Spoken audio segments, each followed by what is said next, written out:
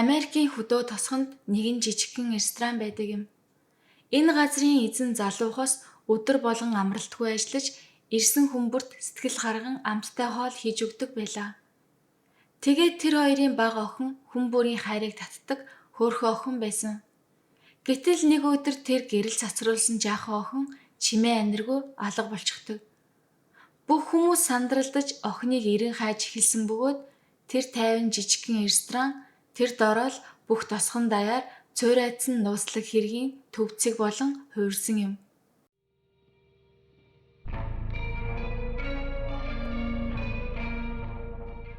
Америкийн Ohio мужийн Jackson Town нэмэх газар энэ нэрэг болсон. Ердөө 6,000 хүн амтай тайван хөдөө тосгон. Өргөн уудам тариан талбай цэгцтэй байшингууд дотн дулаахан хөршүүд. Тэр газар нэгэн жирийн гэр бүл жижиг ресторан ажилуулдаг байлаа. Тэр ресторан Asian Cuisine гэх нэртэй манайхаар бол Вьетнам хоолны газар шиг л сонсогдож байгаа үстэй. Гэхдээ энэ газар арай өөр. Энд голчлон хятад хоол хийдэг байсан. Хоол нь ч үнэхээр амттай, үйлчлэгээч сайн учраас их алдартай байв. Рестораныг ажилуулдаг хосууд бол Хятадын 29 настай Миммин гэх эмэгтэй. Хятад гаралтай Америк иргэн 34 настай Янжао гэдэг эр. Энэ хоёр хүн өдөр бүр өглөөнөөс орой болтол хамтдаа ажиллаж ресторандаа ирсэн хүн бүрийг чин сэтгэлээсээ хүлээж авдаг байв. 7 жилийн турш тэдний энэхүү үнэнч хөдөлмөрөөр ресторан улам бүр амжилтад хүрсэн. Хосууд 2 охинтой байсан. Том охин нь бага ангийн сурагч, харин бага охин нь 5хан настай Эшли Жаав.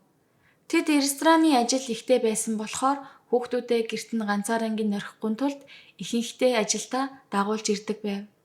Бага охин Эшли нь маш хөөрхөн царайтай, хөгжилтэй, сахилгагүй ааштай болохоор тосгоны ихэнх хүмүүс түүнийг өөрийн хүүхэд мэт хайрлаж эрхлүүлдэг байсан.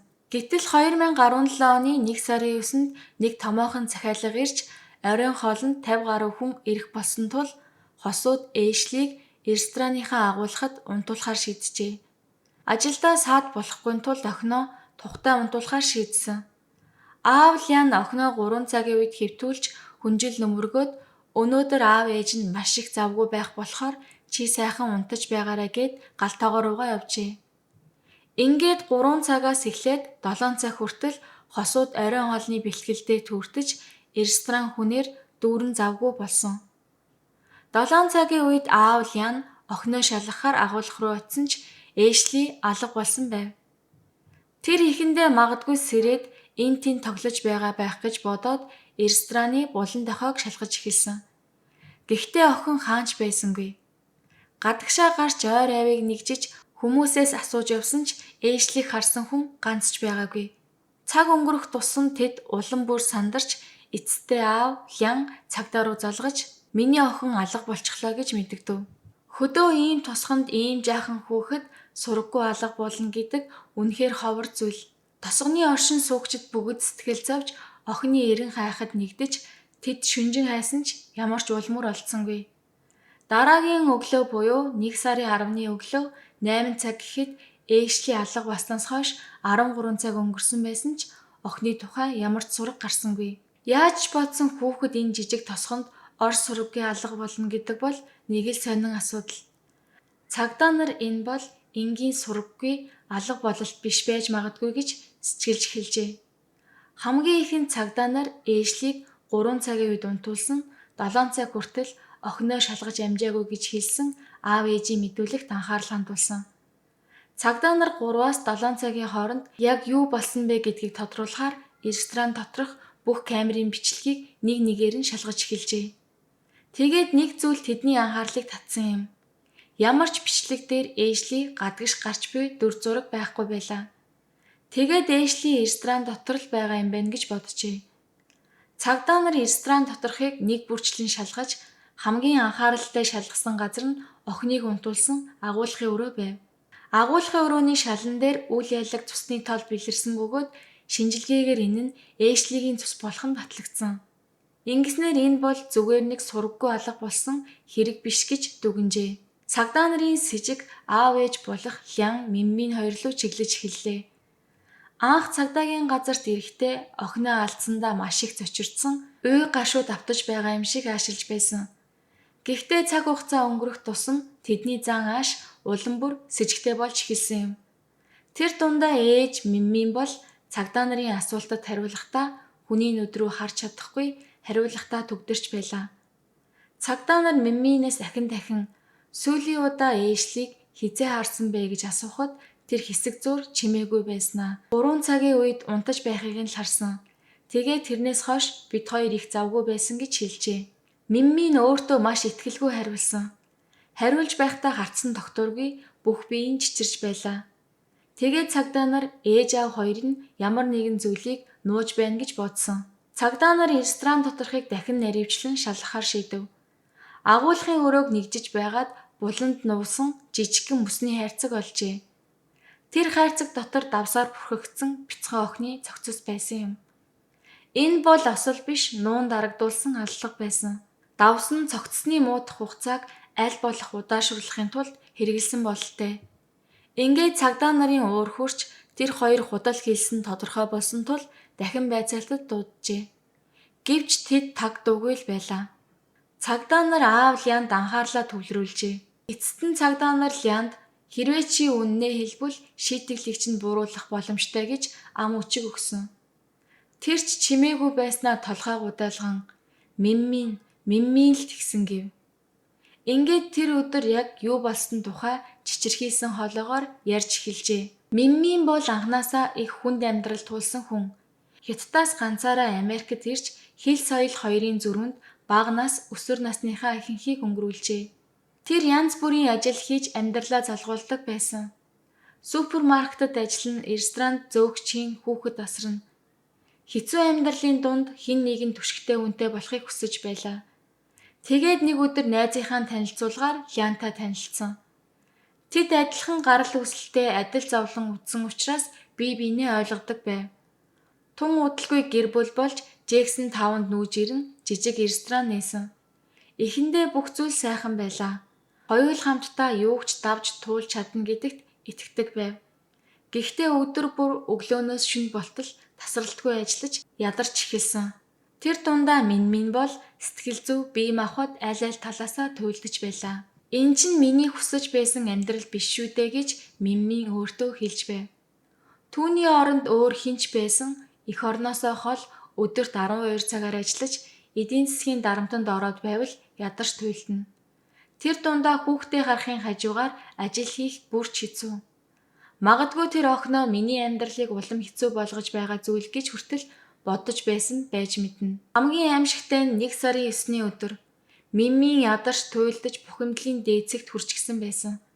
Гэтэл тэр дунд ээжлийн охин баясгалантайгаар ийш тийш гүйж ээжтэй тоглоёгээд зүгдэн гүйж ирэхэд Миммин тэсэлгүй охиныг хүчтэй түлхчихжээ. Зүгээр л чимээгүй байлгая гэж бодсон юм гэж Миммин хэлсэн. Түүний түлхэлт нь охиныг толгоогоороо шалан дээр хүчтэй зохиход хүрсэн. Ээжлийг тэр дороо хөдөлгөөнгүй болж удалгүй амьсгалахаа болжээ. Тэгээд Миммин сандарч нөхрөө дуудаж Лян ч охиныг өгчихсөн байхыг хараад шоконд оржээ. Миммин уйлж хинт ч хэлж болохгүй, бүхнийг нуух хэрэгтэй, надад туслаач гэж гуйсан. Нөхөр ихэндээ эсэргүүцжээ. Гэхдээ тэдэнд бас том охин нь байсан. Хэрвээ Миммин шоронд хоригдвол том охиныг яах вэ? Хүүхэд хамгааллын аль бирж охиныг булааж авах болов гэдэг бодол толгойд нь эргэлдэж байлаа. Ингээд эцэст нь Лянч бас айдас гэмшлийн дунд их нартэй туслахаар шийджээ. Тэд охиныхоо цогцыг мөсний айлцганд хийж дээр нь давс цацсан. Дараа нь юу ч болоогүй юм шиг ресторанаа ажилуулсан байна. Энэ бүхний дараа Лян 911 дуудлага өгч охин маань алга болчихлоо гэж хэлсэн. Энэ бүхнээр тэд өөрсдийн гин бурууг насан туршдаа нууж чадна гэж итгэж байжээ. Гэхдээ цагдаа нар тийм ч амархан бууж өгөөгүй. Тэд энэ хэргийг орхиогүй, бүхнийг ухаж төнхөж энэ хоёр хүний худлаа жүжгийг эцэст нь илчилж чадсан юм. 2018 оны 3 сарын 12. Эшли охины үхлийн хэрэг хэдийнэ олонний анхаарлыг татаад орон нутгийн хэвлэл мэдээллийн гол сэдэв болж амьдсан байсан. Шүүхийн танхим өглөө эртлэн ирсэн тосгоны оршин суугчдаар дүүрэн байв. Энэ гунигт хэрэгт ямар шийдвэр гарахыг хүлээж суусан. Мимминийг өмгөөлж буй өмгөөлөгч нь түүний бага насны амьдрал, сэтгэл зүйн нөхцөл байдал зэргийг дэлгэрэнгүй тайлбарлаж тэр зүгээр л амьдралд ядарч, гутарч ганцаардсан байсан. Хизээч охиноо санаатаагаар хөнөөхийг хүсээгүй. Зүгээр л тэр мөчид бухимдлаасаа болж хяналтаа алдсан гэж тайлбарлан шүүхээс өршөөл үзүүлэхийг гуйв. Харин прокурорын зүгээс Мимминий сэтгэл санаа тогтворгүй, стрессийн улмаас алдаа гаргасан гэдгийг хүлээн зөвшөөрч байсан ч энэ нь хүүхдээ алж дараа нь цогцыг нууж худал мэдүүлэг өгсөн гин бурууг зөвтгөх шалтгаан биш гэдгийг онцолжээ. Эцэст нь шүүх Мимминд 22 жилийн хоригял оноосон бөгөөд ялаа эдэлсэний дараа Америкийн нэгдсэн улсаас албатан гаргаж Хятад руу буцаах шийдвэр гаргасан. Харин нөхөр Лянд гэмт хэргийг нууж тусалсан гэдэг үндслээр 5 жилийн ял өгсөн байна. Харин бидний анзаарсан нэг зүйл бол тэдэнд том охин бас байсан биз дээ. Том охин нь тэр үед хаана байсан юм бол гэдэг асуулт байнга гарч ирсэн.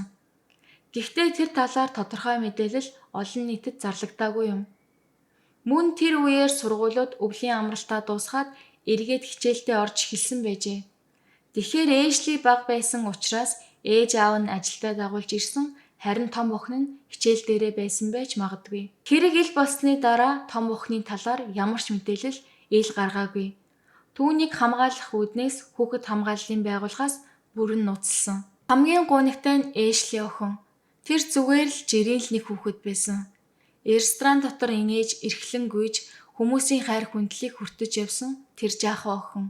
Гэтэл хамгийн итгэж түшиж байсан хүн болох ээж Хянгарт амь насаа алдсан гэдэг үнэхээр хэлэх үг олдохгүй гашуун үнэн. Энэ бол зүгээр нэг гэмт хэрэг биш. Энэ бол бидэнд өгч буй маш хүчтэй дохио. Ядарч, туйлдж, бухимдаж байсан ч бидэнд хайрлаж халамжлах үүрэгтэй хүмүүс байдаг гэдгийг тэр дундаа хүүхдүүд маань бидний бүх ертөнц гэдгийг мартахааргүй сургамж. Өнөөдрийн бичлэг энд хүрээд өндөрлөж байна. Дараагийн бичлэгээрээ уулзцаая.